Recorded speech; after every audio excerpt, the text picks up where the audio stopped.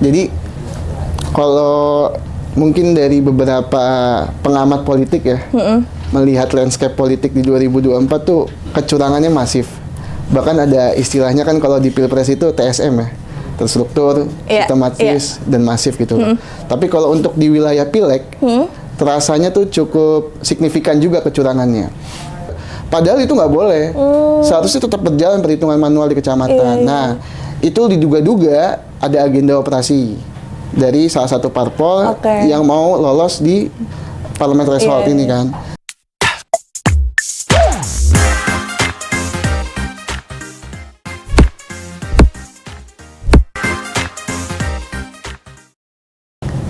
Halo semuanya, balik lagi di podcast Bajuang.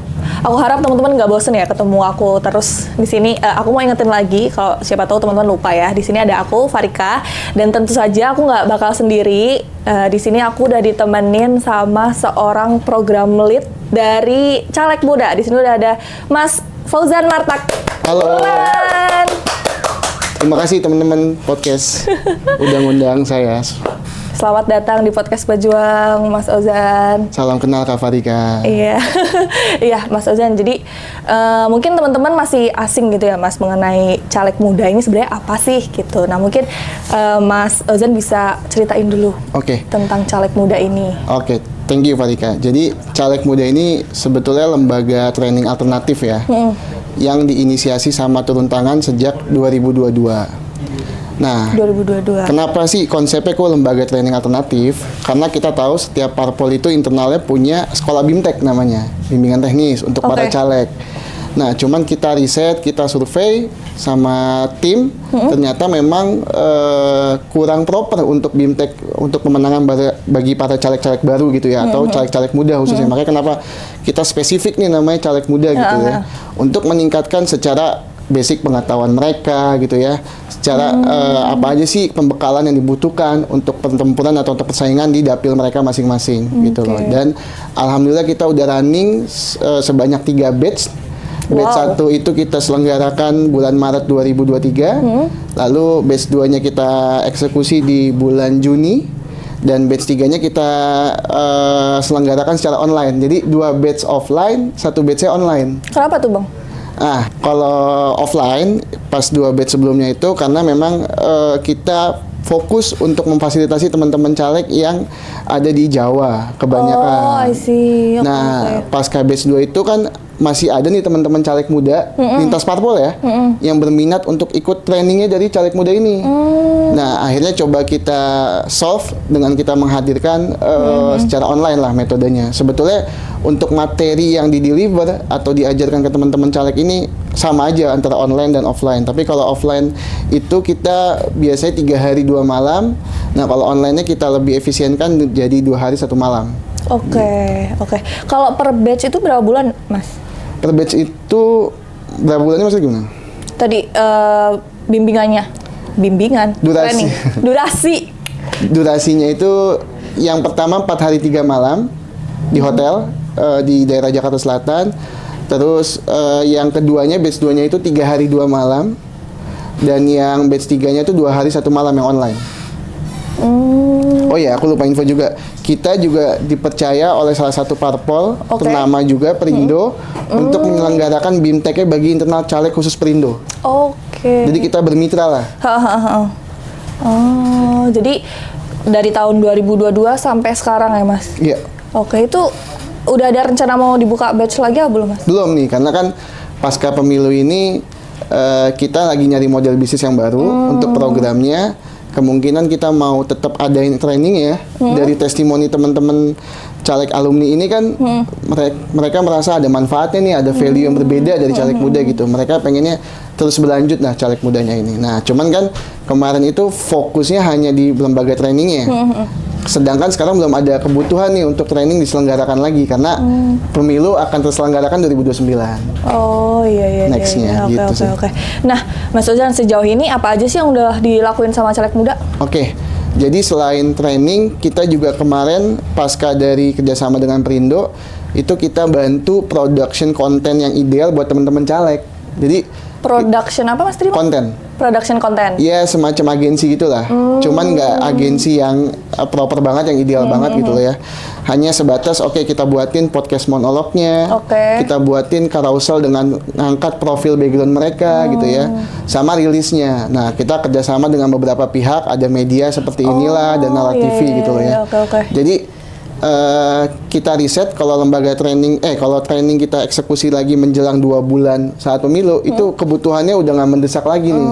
Nah, jadi kita pivot atau peralihan lah ya, dari yang sebelumnya objektifnya training, membantu secara provide konten media sosialnya. Oke. Tadi ngomongin production konten yang ideal, kalau bagi dari caleg muda sendiri gimana sih Mas? Oke, jadi sebetulnya kalau konten yang ideal itu kan secara konsep juga memang butuh di develop bareng ya sama orang-orang yang memang berkecimpung di sana. Nah, kebanyakan tim caleg muda alumni dari para caleg muda.id ini mereka meng-hiring dari orang-orang terdekatnya aja, sahabat, saudara gitu ya, yang mungkin nggak punya pengalaman empiris di dunia agensi gitu loh. Sedangkan kan porsi pemenangan dari media sosial itu juga cukup membantu, cukup signifikan gitu ya. Apalagi zaman sekarang ya Mas. Betul, apalagi mereka main grab atau menjemput suara dari para konstituen muda gitu yang jadi mayoritas kan. Betul. Ada Gen Z, ada milenial gitu ya. Dan mereka tereksposnya mengenal para caleg ini dari media sosial. Kadang kalau sosialisasi ke bawah yang ditemui ya orang-orang yang sudah cukup lah umurnya, udah dewasa gitu ya. Nah, jadi kita bantulah kontennya ini dari konsep misalkan, oke, kalian mau bikin monolog, talking point-nya kita buatkan. Jadi kita interview dulu si caleg ini. Background kalian tuh lulusan mana sih? Kenapa sih kalian termotivasi untuk nyalek gitu ya? Isu apa yang mau kalian advokasikan di dapil gitu. Baru kita buatkan secara carouselnya, postingannya di Instagram. Kita lebih banyak fokusnya memang di Instagram sih untuk channel distribusinya. Tapi kalau mereka pengen distribusikan di channel Facebooknya juga ya nggak, it's okay. Kalau selain Instagram kan sebenarnya TikTok juga masif ya Mas ya. Itu ada rencana ke TikTok juga nggak Mas ke depan? Kemungkinan kalau memang secara sumber daya memadai, kita juga pengen aktivasi di TikTok juga gitu loh. Apalagi TikTok kan memang short video yang sekarang lagi banyak dikonsumsi kan ya. Iya. Itu sih. Jadi para caleg muda ini juga diajarinya di Instagram, tapi kalau mereka minta ke Facebook juga ayo gitu ya. Iya.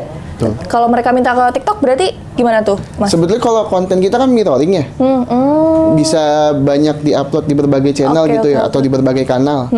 Jadi yang kita provide itu emang kita address untuk Instagram. Tapi kalau memang mereka mau distribusi dengan tim mereka ya, itu mau di TikToknya kalau memang udah punya akun TikTok ya monggo aja gitu, bebas kan.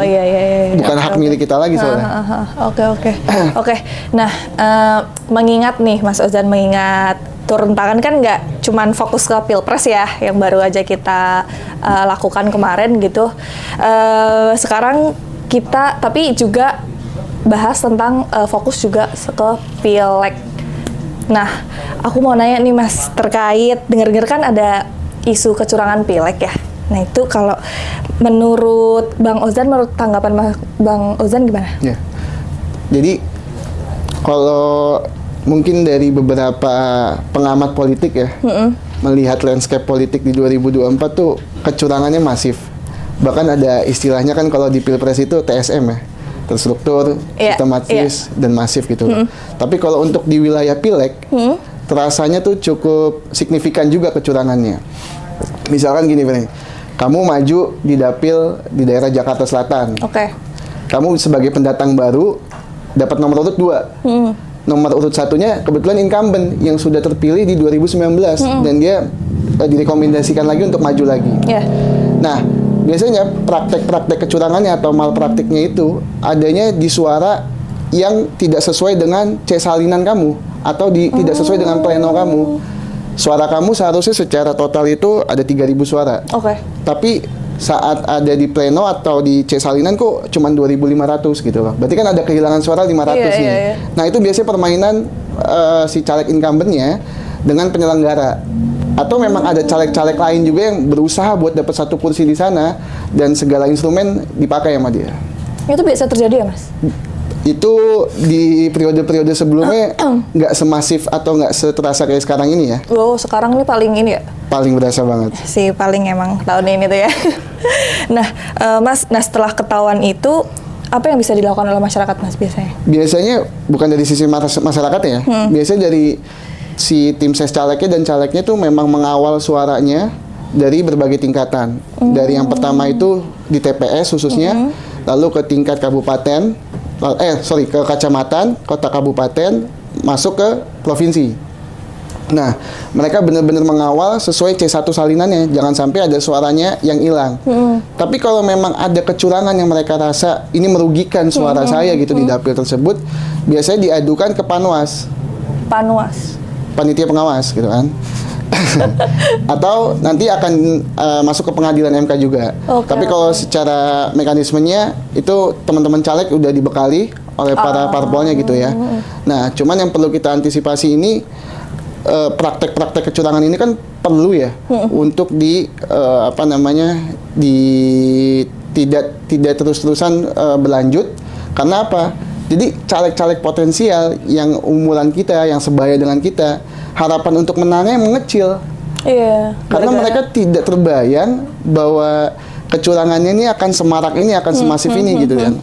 Akhirnya isu-isu anak muda gitu ya, tidak terwakilkan oleh caleg-caleg muda yang sebetulnya potensialnya bagus, yang punya kompetensi yang bagus gitu ya. Dan harapannya penyelenggara ke depannya juga semakin menguat gitu loh. Jadi demokrasi berkualitas, persaingan pileg berkualitas, itu nggak cuma sekedar jargon. Kalau memang penyelenggaranya pun ikut terlibat dalam kecurangan dengan beberapa caleg incumbent gitu. Oh, ya caleg-caleg incumbent nih bener-bener ya. Tapi BTW Mas, gimana sih kok mereka bisa ketahuan? Nah, kan karena diawasi atau dikawal suaranya oleh para caleg, caleg-caleg yang pendatang baru gitu ya. Jadi mereka tahu nih, seharusnya gue jumlah suara di TPSA bisa dapat 50. Tapi kok kenapa saat pleno di C Salinan di kecamatan gitu, kok suara gue cuma 30? Berarti kan ada kehilangan 20 suara. Nah, itu biasanya mereka rapatkan di tim internal, lalu kumpulin alat buktinya, baru dilaporkan ke Bawaslu gitu ya. Oke. Nah, Mas, kalau ngomongin proporsi nih, proporsi kemenangan para caleg muda di 2024 itu menurut Mas Ozan gimana? Oke. Kalau berkaca di 2019, sebetulnya itu 2019 kita punya optimisme terhadap satu parpol kan, waktu itu kan. Baik. Nah, kita sebutlah PSI gitu ya. Mereka memang banyak porsi calegnya itu dari kalangan anak-anak muda. Isinya anak-anak muda benar ya? Benar-benar anak-anak muda gitu loh. Kebetulan ada caleg incumbent dari PSI juga dan caleg-caleg ex PSI gitu ya, yang turut support caleg muda sebagai pemateri. Gitu. Jadi aku tahu banget secara cerita mereka membangun jenjang karir di politiknya gitu ya dari PSI. Cuman disayangkan di 2024 ini parpol yang selalu menggaungkan suara anak muda, yang peduli terhadap anak muda gitu ya, mereka malah downgrade parpolnya gitu. Dengan apa? Dengan terasosiasikan oleh presiden misalkan, dengan dengan joinnya anak presiden gitu ya, yang bikin potretnya malah jadi minus gitu. Iya, malah disayangkan kan. Nah, kalau bicara proporsi kelolosannya, memang saat ini yang paling banyak memprovide talent caleg muda itu dari PSI juga. Tapi yang disayangkan suara mereka masih di 2,8, 2,9. Dan kemarin aku juga baru baca dari salah satu pengamat politik Al-Azhar, Ujang Komarudin gitu ya, dia bilang bahwa saat ini ada agenda operasi dari parpol tersebut. Apa itu, Mas? Gimana agenda operasinya itu bagaimana mereka bisa mensukseskan untuk parpolnya itu lolos ke parlemen threshold atau ke DPR RI gitu ya. Karena kan kebutuhan parpol itu untuk bisa lolos itu 4% di DPR RI ya. Berbeda sama DPRD provinsi, itu menyesuaikan harga satu kursi di dapil tersebut berapa sih. Misalkan kebutuhan satu kursi di DPRD provinsi Jakarta Pusat, dapil 1 itu 30.000 suara. Nah, jadi mereka fokus untuk mengumpulkan suara, bukan akumulasi suara nasional. Kalau DPR RI beda. DPR RI itu harus akumulasi suara nasional gitu ya. Mereka tembus ke 4%. Tapi secara quick count mereka hanya 2,8%. Kemarin ya. Jadi belum memenuhi 4% ini. Nah, jadi kalau Farika juga perhatikan, kan perhitungan kecamatan itu sedang dihentikan nih. Aduh, nggak ngamatin lagi. Karena si rekapnya Ada something wrong ya? Iya, ada penggelembungan suara yang nggak Banyak masuk, banget di situ ya. yang nggak masuk akal. Yang seharusnya DPT-nya 250 suara, Ada 2.000. tiba-tiba jadi 5.000 gitu Iya, ya. iya, Itu kan 8.000 kok. itu nggak masuk akal gitu loh. Padahal DPT-nya daftar pemilih tetapnya itu cuma 250 gitu loh. Kok bisa ada 5.000? Akhirnya di stop. Cuman implikasinya ke perhitungan di kecamatan yang di stop juga. Padahal itu nggak boleh. Seharusnya tetap berjalan perhitungan manual di kecamatan. Iya. Nah, itu diduga-duga ada agenda operasi dari salah satu parpol Oke. yang mau lolos di parlemen threshold Iya, ini iya. kan. Dan mereka menyuri suara dari partai-partai kecil lainnya yang nggak lolos. Itu gimana ya Mas kita nanganinnya? Ya seharusnya memang dari para pengamat politik, pakar-pakar politik itu turut bersuara mengingatkan penyelenggara untuk tidak melakukan malpraktek kecurangan seperti ini gitu ya. Karena akan sangat disayangkan kalau mereka lolos karena intervensi dari pejabat-pejabat publik lah Iya, yang iya. berwenang gitu. Iya, tapi sejauh ini menurut aku sendiri ya Mas, kayak udah banyak yang speak up deh. Iya. Tapi ya kok gitu-gitu aja gitu. Menurut Bang Ozan gimana? Iya karena lagi-lagi political will-nya dalam penyelenggara nih nggak jelas juga gitu loh. Mereka mau menciptakan kondisi persaingan yang sehat atau enggak gitu kan. Malah mereka penyelenggara di daerah pun banyak yang berpihak gitu loh terhadap parpol A atau terhadap caleg B gitu ya. Harusnya ya ada tindakan mitigasi sebelum ada kecurangan, adanya tindakan memang mengantisipasi gitu ya, dan bertindak secara konkret gitu loh. Oke. Gitu sih. Oke. Nah, Mas tadi kan kita habis ngomongin kecurangan tuh. Nah, caleg muda ada nggak sih kontribusi terhadap permasalahan kecurangan ini? Sejauh ini ya kita hanya bisa mengadvokasikan di media sosial gitu ya. Kayak Dan, gimana tuh Mas? Ya kita memberitakan kalian-kalian isu yang memang lagi jadi tren lah di publik gitu ya. Lalu kemarin kita juga sebelum pencoblosan di tanggal 14 kita bikin materi untuk pengawalan suara. Oh, Jadi di ada media sosial ya? Enggak, kita bikin Zoom bareng teman-teman alumni. Oke. Bareng teman-teman alumni sekaligus kita ada sesi refleksi dan expect mereka nih buat caleg muda pasca pemilu 2024 ini. Nah, mereka menyampaikan bahwa materi pengawalan suara ini memang dibutuhkan kan, karena kan tadi ada BIMTEK juga, Iya. tapi juga ada tahapan teknis yang mungkin mereka masih merasa blind spot nih, butuh ada yang provide dan caleg muda kemarin memfasilitasi itu. Oh, oke. Jadi bentuknya tadi ada refleksi, terus juga kalau sampai sekarang ada apa aja Mas? Ada nggak? yang Kegiatan dilakuin? kita sejauh ini kita mau berencana raker dalam waktu dekat, Oh, mau mengonsepkan model bisnis baru, objektif baru dari program caleg muda ini. Doakan aja, semoga masih tetap ngasih dampak, amin. tetap ngasih edukasi bagi teman-teman yang mau nyalek di 2029. Nah, ini unik ini.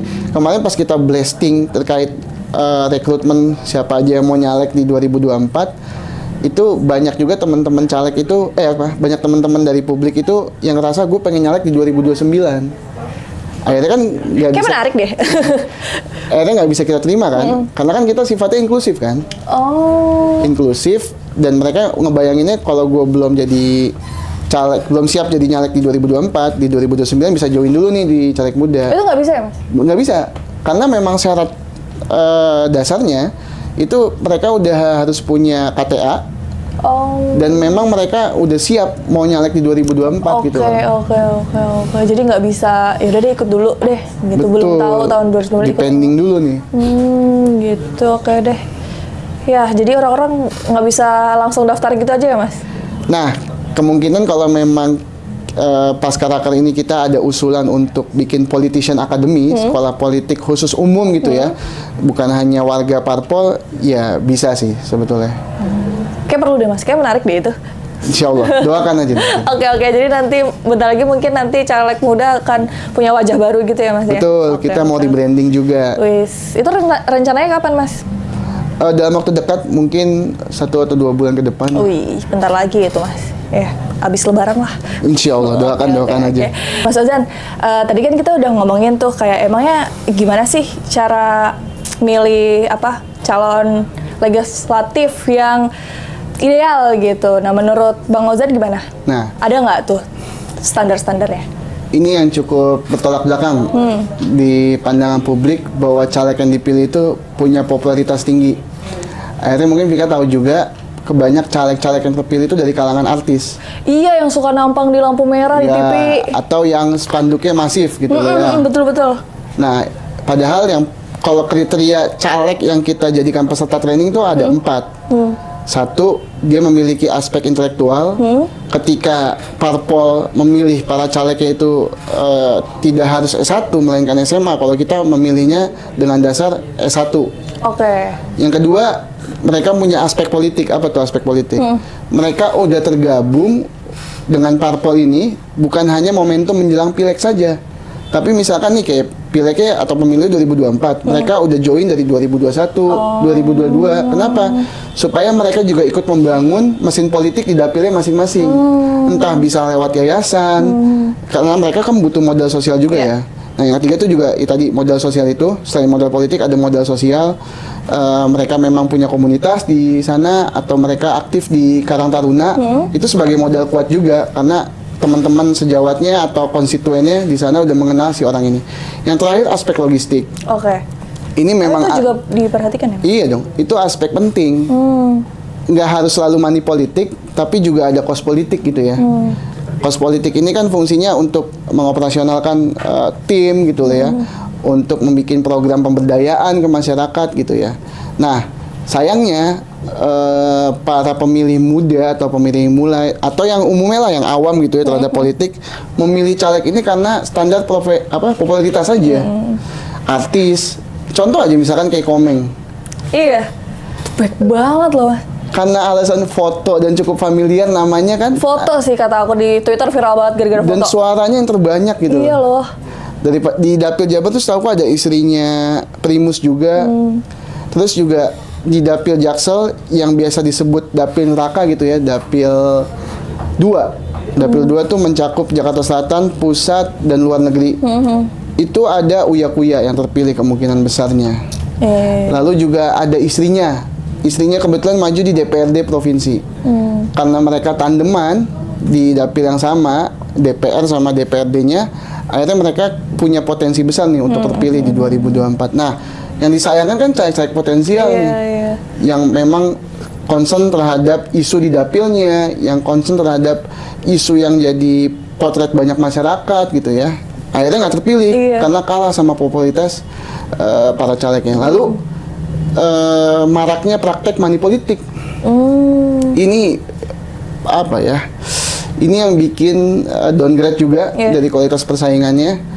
Ada cerita di Lampung, salah satu anggota legislatif incumbent, dia memang cukup optimal dalam merawat basis dapilnya gitu ya, dengan program-program yang dia punya dari komisinya.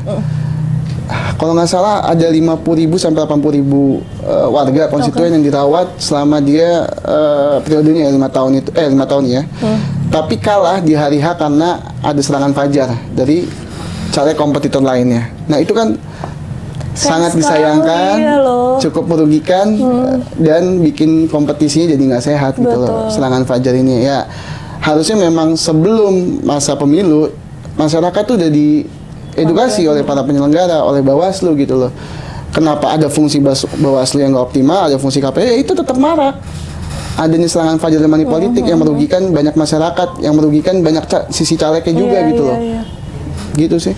Jelas banget sih itu merugikan masyarakat ya, Mas Ozan. Oke. Iya, Mas Ozan ternyata udah aku tanyain semua nih pertanyaan-pertanyaan dari aku. Sekarang mungkin closing statement nih dari Mas Ozan gimana? Oke. Kita sebagai anak muda, memang ini sebetulnya udah telat sih. Tapi sebagai anak muda, nggak ada kata terlambat kok, Mas. Oh gitu ya.